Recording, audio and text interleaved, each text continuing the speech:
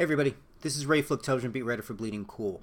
This year I had the unique honor and privilege of representing Bleeding Cool at the 2018 Tribeca Film Festival, and one of the many highlights so far, I had the opportunity to screen Lisa Diapolidi's documentary focusing on Saturday Night Live alum, the late great Gilda Radner, who just an amazing comedian across the board. I'm going to talk about that in a second.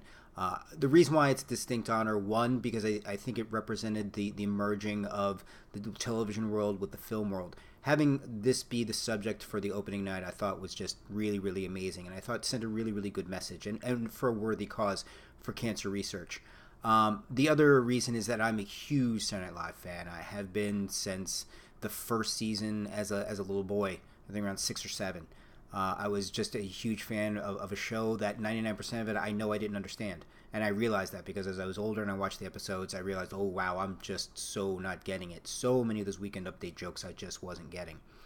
But when I say I'm a huge fan, I eat up and absorb every book, every film about the making of it, the whole concept of it, just the pirate attitude of how it started and the concept of the not ready for primetime players.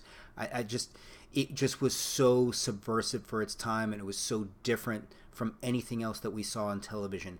And it's, people don't realize, everybody always talks about Chevy Chase, and it's, yes, Chevy Chase is one of the biggest names to break out right from the very beginning, but America loved Gilda Radner.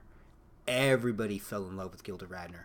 And I think that sometimes sadly gets forgotten, and I'm glad that this documentary is out there to remind everybody that Gilda Radner was a comedian whose influences are still felt today, that are still talked about today.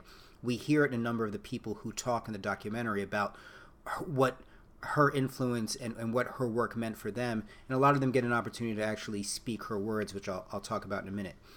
But from a personal standpoint, there are two things about Gilda Radner that always stand out in the books and everything that I read. There was a great story about Lorne Michaels explaining why he was spending, I think it was either $300 or $500 on a cashmere sweater, because Gilda Radner would be wearing it in a sketch. And the budget person was like, well, the people on television aren't going to know it's not a cashmere sweater, so why can't we just get... And Lorne Michaels just said, because Gilda will know. And I just thought there was something very beautiful about that I thought represented the relationship that Lauren and Gilda had. The other thing was about the writers. For those of you who don't know, excuse me, the writing process on Saturday Night Live is a crazed one. I don't know if it still is, but back in the day where people were essentially living in the building, staying overnights, everything like that. And Gilda Radner used to come bopping in pajamas and literally bring food for the writing crew and the staff. Snacks, things like that a lot of times she would make for herself. And I just thought that was one of those things where even some of the most hardened, cynical, bitter, I'm smarter than everybody in the world, just got caught up and infected by her. And I thought that was just really two amazing stories about Gilda Radner that I had in mind and really came up as I was going into this documentary. What I loved about the documentary, and let me preface by saying, it doesn't really, I think, expose anything new or grand or anything of that nature. It really does concentrate, I think, on the meat and potato times that people really want to know about Gilda Radner. But within that context, we have opportunities to hear audio tapes. We have the opportunities to hear her words being spoken by others that add such a unique aspect to this documentary. Then so to say that it follows the typical chronological order of a documentary, it does.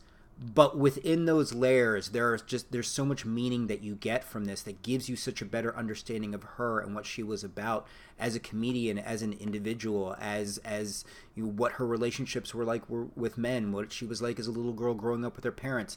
That, again, I think just really adds layers to her that we didn't know. So while, again, not anything necessarily new, just really an expanding on just the basic facts we knew that adds subtle nuances and a deeper appreciation. The documentary, and if I looked over the side, I want to make sure I get my notes correct, it covers from her 1950s childhood, which she had, again, a very strong, solid upbringing. The only things that they do mention and do bring up is that at a young age with her mother, that is where her issues with eating disorders had begun. And they also reference the fact that when her father died before she started high school, they also reference that on some level, and she discusses on some level what impact that may have had with her future relationships with boyfriends. We see her go from Second City to National Lampoon, based on a phone call from John Belushi, which I thought was just fantastic. We see her then making her way onto Saturday Night Live, and the instant success that was always instant success, even when it wasn't necessarily in the very, very beginning instant success. But people don't realize, again, it was Gilda Radner and Chevy Chase. Those were the ones. Those were the two faces that people really grew to or were attracted to right from the very start. And again, I think it does an amazing job giving us a run through those aspects of our lives and later on, but I'll touch upon that in a minute. I know you've heard me mention about notebooks and audio recordings. There were audio recordings and notebooks that the producer-director Diapoliti had access to. And she had people like Amy Poehler, Maya Rudolph, Bill Hader, and Melissa McCarthy reading off a number of her notes from her notebooks, and also the playing of the audio tapes. I'm assuming it was meant for the memoir that was coming out after she had passed, and that's the reason why there was such access to such materials. But it really, again, just adds such a beautiful layer to everything. The prose, especially in a documentary that I really enjoyed, the Gene Wilder aspects. The meeting on Hanky Panky, the fact that they survived the haunted honeymoon, and just how badly of a movie that went. The fact they are able to sculpt the lives for themselves outside of New York City and still maintain themselves while still being active and vibrant in the entertainment industry. The fact they never had children, even though I didn't know this, but that children was something that she had really wanted and was something that she was really looking at and was after. And then, of course, we had the time, tragically, where she was battling ovarian cancer. And realizing at a time while she was battling it, she wanted to make sure that people knew and were aware of what the struggles with cancer were about, and how important it was to make sure that we didn't keep losing our loved ones to cancer, and how important the battle is. So again, I think all of those areas really just hit upon such beautiful moments of the Gene Wilder Gilda Radner relationship on so many levels. You can't, your heart will break time and time and time again, is probably the best way for me to put it. Again, I love the chronological aspects of it because they got some major names in there. You get to hear from Lorne Michaels. You get to hear from Chevy Chase. You get to hear from a lot of individuals who really, really are major influences and were influenced by her, and were her peers, and were just people who admired her, who really, again, do a great job of, yes, I think being a cheerleader for her, but I also never doubt for a second their sincerity, that this was the person that they knew and this was the person that they loved. And that goes a long way. That means a lot. It adds to the legitimacy of a documentary like this. And again, I would say the audio recordings and the readings, if knowing the facts about her life weren't enough, that just really drives home the point about her and what she was about, both as a comedian and as a human being, and really tugs those heartstrings hard. If there's going to be any, I'd say, cons, I'm curious to know what the backstory was regarding the lack of involvement of Bill Murray. I don't know if this was an uncomfortable issue, if this was a personal issue, legal issue. I'm not sure. I don't in any way, shape, or form. I'm surprised we didn't get a lot of that, or we didn't get a touch upon a lot more aspects of ex-boyfriends or people she was in a relationship with, especially building upon the idea of what the loss of her father meant to her during those early times.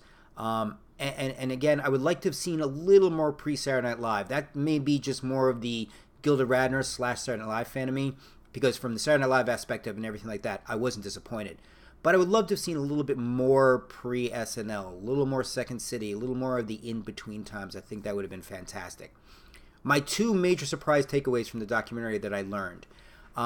And while not surprising about Saturday Night Live, I didn't realize that she really wasn't thought of as that top of a line of somebody who's good at improvising, but that she just had an amazing ability to get an audience to love her. And I think my previous stories kind of touched upon that. But I just thought that was amazing that she could save a sketch just by being friendly and goofy and essentially being Gilda. She could take something that was lousy and make it beautiful. And I just thought that was very, very interesting. And also that doing her Broadway show, she realized that she is not comfortable doing solo work, that she's not comfortable being herself, that whether she's part of an ensemble or even doing work on her own, she always is much more comfortable hiding behind characters, and we've seen it. I mean, look at Saturday Night Live with Emily Latella, Rosanna Dana, and just a vast array of characters across the board. So again, just two very interesting points that really, I wouldn't say caught me off guard, but again, made me smile and go, just another couple things for me to add to my appreciation of Gilda Radner as a woman, as an activist for cancer research and survival, and especially as a Saturday Night Live fan, as a legend and an icon for something that is still influences society to this day. So I'm glad I had the opportunity to it, and I appreciate Tribeca giving me the opportunity to check out one of the screenings during the fest. Again, my name is Ray Flook. I'm television beat writer for Bleeding Cool. Thank you for joining me for this. I know it was a little different tone than what we normally do, but again, this is the type of reporting we do at bleedingcool.com. We cover television, film, comics, video games, collectibles, anything and everything under the sun across the pop culture landscape. So please make sure to check us out. It's bleedingcool.com. Guys, enjoy the rest of your week, and I hope you have an excellent rest of your time on the inner tubes. Take care.